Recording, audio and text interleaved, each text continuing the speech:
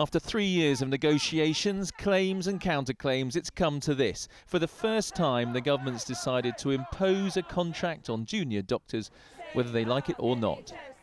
The Health Secretary said his chief negotiator had told him they'd reached the end of the road. He has asked me to end the uncertainty for the service by proceeding with the introduction of a new contract that he and his colleagues consider both safer for patients and fair and reasonable for junior doctors.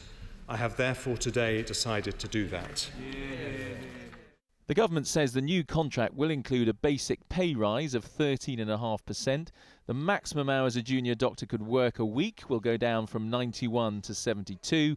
And anyone working at least one Saturday in 4 will be paid a premium rate for that day. Nicholas Blondell watched Jeremy Hunt's statement. He's a first-year doctor at Colchester General and he is not prepared to accept this deal.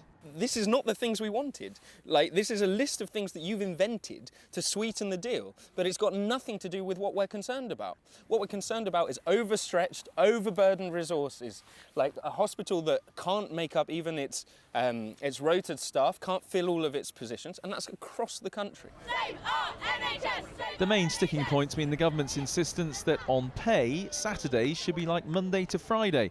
This contract does offer more for some Saturday working though, so hasn't the Health Secretary accepted the doctor's view set out by the BMA that Saturdays are different?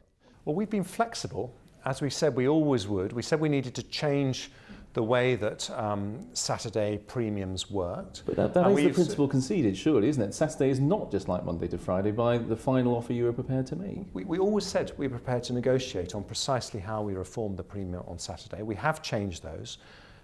But you're right, what we are going to proceed to implement now is very different to what we planned in September, and that is because we've been flexible and willing to negotiate. Unfortunately, the BMA on their side have not been willing to show equal flexibility.